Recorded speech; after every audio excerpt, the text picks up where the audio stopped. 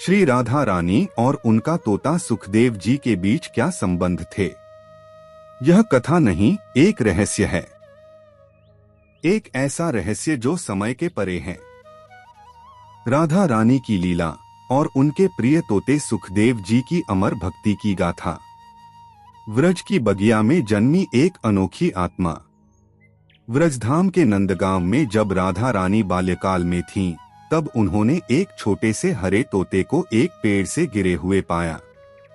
वह घायल था, पंख टूटा हुआ और आंखों में पीड़ा थी। राधा रानी ने उसे अपने हाथों में उठाया, अपने आंचल में छुपाया और प्रेम पूर्वक कहा, तू अब मेरा है। मैं तुझे सुख दूंगी, इसीलिए तेरा नाम होगा सुखदेव।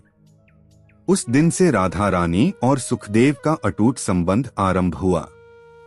एक पक्षी जिसने राधा के हृदय को पढ़ लिया। सुखदेव कोई सामान्य पक्षी नहीं था।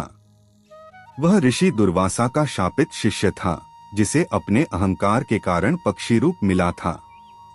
किंतु जैसे ही वह राधा रानी के संपर्क में आया, उसका हृदय शुद्ध होने लगा। राधा उसे रसों की बातें सुनाती, कृष्ण की लीलाओं के रहस्य बताती। सुखदेव चुपचाप सुनता और फिर धीरे धीरे वह हर बात को हृदय से आत्मसात करने लगा। राधे, यह जो प्रेम है, क्या यह शब्दों से परे है? एक दिन सुखदेव ने पूछा। राधा मुस्काई, सुखदेव, प्रेम वह है जो बिना कहे सब कुछ कह जाता है। गोकुल की गलियों में रास और रहस्य। जब राधा रानी रासलीला में सम्मिलित होती, सुखदेव छुपकर पेड़ों से उन्हें निहारता।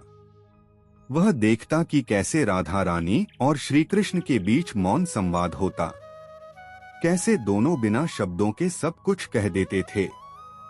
उसके मन में प्रश्न उठने लगे, क्या मैं भी प्रेम को समझ सकता हूँ? क्या मुझे भी रस की अनुभूति हो सकती है?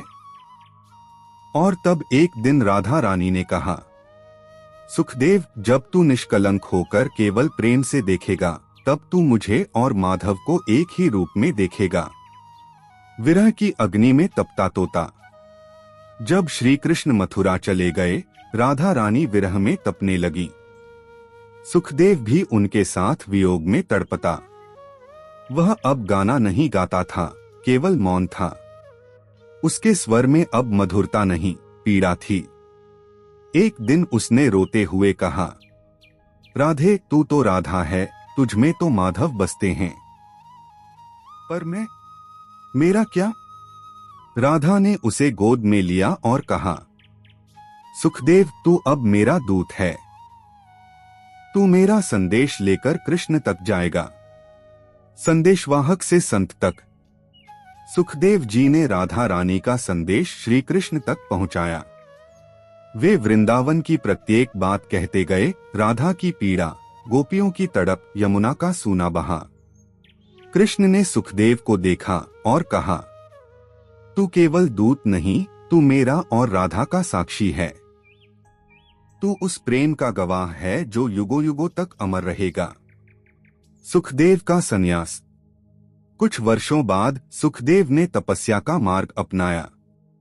वह हिमालय चला गया, किंतु उसकी स्मृति में केवल राधा रानी की मुस्कान थी। वह उनके नाम का जाप करता। राधे, कई वर्षों की तपस्या के बाद एक दिन उन्होंने शरीर त्याग दिया, किंतु उनका आत्मा रासमंडल में विलीन हो गई। आज भी बोलता है वह तोता। कहते हैं, वृंदावन में आज भी एक तोता है जो राधा रानी के नाम का जप करता है। भक्त कहते हैं वह सुखदेव ही है। उसका रूप बदल गया, पर उसका प्रेम नहीं। अगर आप और भी ऐसी भक्ति कथाएं सुनना चाहते हैं, तो चैनल को जरूर सब्सक्राइब करें। अगली बार मिलेंगे एक और अद्भुत प्रेम कथा के साथ। राधे राधे।